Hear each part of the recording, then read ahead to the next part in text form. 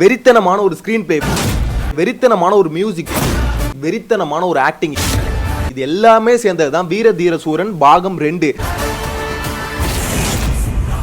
Cyan fans, விக்ரமோட ஃபேன்ஸ்க்கு வந்து இது பயங்கரமான ட்ரீட்டா இருக்கும். ஜென்ரல் ஆடியன்ஸ்க்கே அந்த அளவுக்கு இந்த படம் கனெக்ட் ஆகுது. வெளியே வர எல்லாருமே பாசிட்டிவ் ரிவ்யூ தான் சொல்றாங்க அப்படின்னும் போது ஸோ விக்ரம் ஃபேன் பாயே அதை போய் பார்த்தீங்கன்னா இன்னுமே பயங்கரமா இருக்கும் அப்படின்ற மாதிரி தான் சொல்லணும். படத்தில் டிஸ்கஸ் பண்றதுக்கு உண்மையிலே ஏகப்பட்ட விஷயம் இருக்கு. ஸோ அது எல்லாத்தையும் டீடைல்டா பார்க்கலாம், பயங்கர இன்ட்ரெஸ்டிங்காகவும் இருக்கும். பட் ஸ்பாய்லர்ஸ் எதுவுமே இல்லாம இந்த வீடியோ பார்த்துட்டு நீங்க போய் படம் பார்க்க போறீங்கன்னா கம்பல்சரி நீங்க இழக்கிறதுக்கு ஒன்றும் இல்லை அப்படின்றத சொல்லிக்கிறேன். ஏன்னா ஸ்பாய்லர்ஸ் எதுவும் மேக்ஸிமம் வராது. ஏன்னா இந்த கதை வந்து பார்த்தீங்கன்னா உண்மையிலே ஒரு பழைய தமிழ் சினிமாவோட கதை தான். ஸோ கதையில வந்து பெருசா வந்து நம்ம சொல்றது இது வந்து புது கதைப்பா அப்படின்ற மாதிரிலாம் சொல்ல முடியாது. வெட்டிறதுக்குள்ள அவனை முடிக்கணும், அவ்வளவுதான்.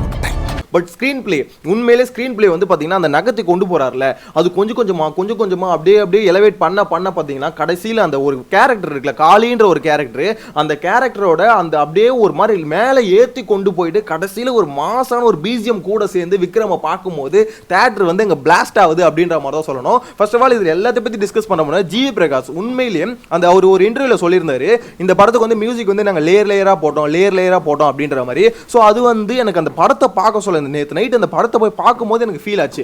உண்மையிலே மியூசிக் வந்து பார்த்தீங்கன்னா ஸ்டார்டிங்ல இருக்கிற மாதிரி இல்லாம அப்படியே கொஞ்சம் கொஞ்சமா எலவேட் ஆகிட்டே இருக்கு. ஃபைனலா பார்த்தீங்கன்னா அந்த ப்ரீ கிளைமேக்ஸுக்கு முன்னாடி ஒரு சீன் ஒன்று வரும். ஸோ அந்த சீனை எல்லாரும் மிஸ் பண்ணிடாதீங்க. உண்மையிலே சொல்றேன், அந்த போலீஸ் ஸ்டேஷன் சீன் சொல்லுவாங்க. ஸோ அந்த சீனை பார்த்தவங்களுக்கு தெரிஞ்சிருக்கும் என்னடா இது அப்படின்ற மாதிரி தான் இருந்தது. ஏன்னா எதிர்பார்க்காத ஒரு சம்பவம், ஸோ பயங்கர மாசான ஒரு சம்பவத்தை ரொம்ப அவர் எஸ்.ஏ. சூர்யா சொல்லியிருந்தாரு.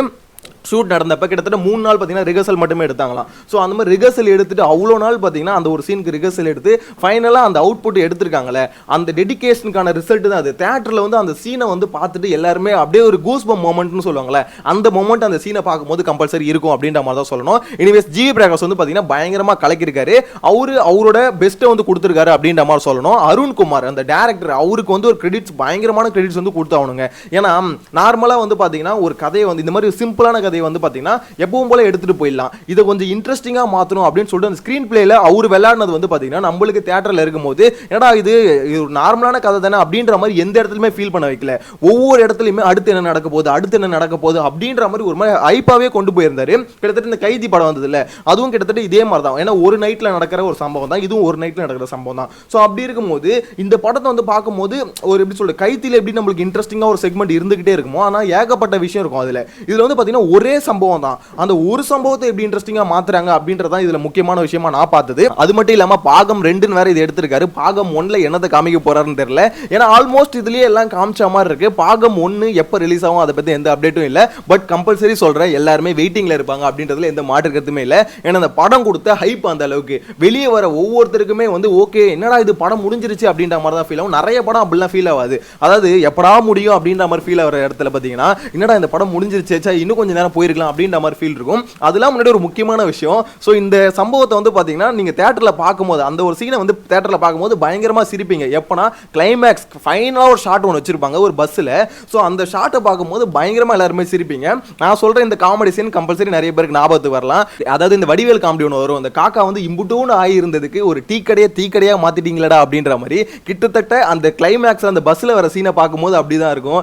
ஏன்டா இந்த பயப்புல கிரியேட் பண்ண ஒரு சின்ன விஷயத்தினால தானே இவ்வளோ பெரிய பஞ்சாயத்து, இவ்வளோ பெரிய வெட்டு குத்து கொலை எல்லாமே நடக்குது அப்படின்ற மாதிரி ஃபீல் இருக்கும். உண்மையிலே சொல்றேங்க, பயங்கரமா இருக்குது. அந்த ஒரு பஸ்ஸில் அந்த கடைசி ஷாட்டை பார்க்கும்போது எனக்குலாம் குபீர் சிரிப்பு தான் வந்து சொல்லணும். ஏன்னா அந்த மாதிரி ஒரு கிளைமேக்ஸில் வந்து பார்த்தீங்கன்னா ஃபைனல் ஷாட்டை வந்து வச்சிருப்பாங்க. எனக்கு பார்க்கும்போது ரொம்பவே இன்ட்ரெஸ்டிங்காக இருந்ததுங்க. அது மட்டும் இல்லாமல் ஒரு முக்கியமான விஷயம், அருண்குமார் அவரோட அந்த ரைட்டிங் இருக்குல்ல, ரைட்டிங்கில் ஒரு பெஸ்ட்டை கொடுத்துட்டாரு. ஓகே, அதே மாதிரி சினிமாட்டோகிராஃபிலையும் பார்த்தீங்கன்னா ரொம்பவே அந்த நைட்டில் வந்து பார்த்தீங்கன்னா விஷுவல்ஸ் எடுத்துருக்காங்க. ரொம்பவே கஷ்டமான விஷயம். ஸோ எந்த இடத்துலையுமே நம்மளுக்கு வந்து என்னடா ரொம்ப டார்க்காகவே இருக்குது அப்படின்ற மாதிரி ஃபீல் இல்லை. எல்லா இடத்துலையும் பார்த்தீங்கன்னா கரெக்டான லைட்டிங் அதுக்கு ஏற்ற மாதிரி யூஸ் பண்ணி ஒரு படம் வந்து நைட்டில் நம்ம பார்க்குறோம் அப்படின்ற மாதிரி ஃபீல் கொடுக்காம இருந்தது அப்படின்ற மாதிரி தான் சொல்லணும். இதுக்கு அடுத்து ஒரு முக்கியமான மேட்ரு விக்ரம் வந்து பார்த்தீங்கன்னா அந்த தூள் படத்தில் ஒரு விக்ரமை பார்த்துருப்போம்ல. ஸோ அந்த விக்ரமை இப்போ பார்க்குறவங்க அவ்வளோ எங்கே காமிச்சிருக்காங்க.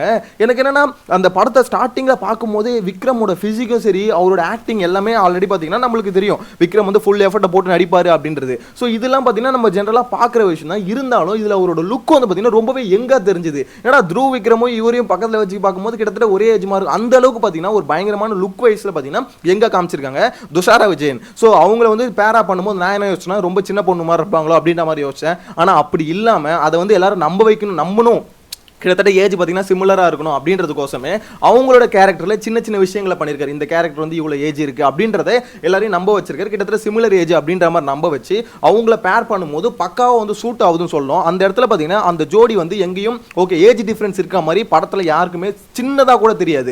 இவங்க வந்து 2 பேருக்கும் ஏஜ் டிஃப்ரென்ஸ் இருக்குது அப்படின்ற மாதிரி. ஸோ அந்தளவுக்கு சூப்பராக பார்த்தீங்கன்னா கேரக்டர் வைஸ் அந்த கேரக்டர் ஆர்க்குன்னு வாங்கல அதை வந்து பயங்கரமாக கொண்டு போயிருக்காரு அப்படின்ற மாதிரி சொல்லணும். நான் சொல்கிறேன் திருப்பி இதில் வந்து எப்படி துஷார் அவங்கள வந்து அவங்களோட ஆக்டிங்கும் சரி அவங்களுக்கான ஒரு கேரக்டர் ஸ்கோப் எந்த அளவுக்கு இருக்கு அப்படின்றது எல்லாம் பேசும்போது கண்டிப்பா அந்த டைரக்டரை பத்தி தான் பேசி ஆகணும். ஏன்னா அந்த அளவுக்கு பாத்தீங்கன்னா ஒரு ஸ்கிரிப்டாவே சூப்பரா எழுதியிருக்காங்க அப்படின்ற மாதிரி தான் சொல்லணும். அதே மாதிரி இதுல இந்த வில்லன் கேங் இருக்குல்ல, அதாவது வில்லன் குடும்பம்னு சொல்லணும். ஸோ இந்த குடும்பத்தை வந்து பாத்தீங்கன்னா கொஞ்சம் கூட ஈவிரக்கில்லாத ஒரு வில்லன் குடும்பமாவே கடைசி வரைக்கும் காமிச்சிட்டு இருந்தாங்க அப்படின்ற மாதிரி தான் சொல்லணும். அதாவது சில வில்லன்லாம் இருப்பாங்க கொஞ்சம் ஏதாவது ஒரு இடத்துல பாத்தீங்கன்னா கொஞ்சம் நல்லவங்களா கொஞ்சம் இறக்க குணம் இருக்கவங்களா காமிப்பாங்களே, அப்படிலாம் இல்லைங்க. இந்த படத்துல வந்து வில்லன் அந்த ஓவரால் குடும்பத்தையே பாத்தீங்கன்னா கொஞ்சம் கூட இறக்கமே இல்லாத ஒரு குடும்பமா தான் கடைசி வரைக்கும் காமிச்சிக்கிட்டே இருப்பாங்க.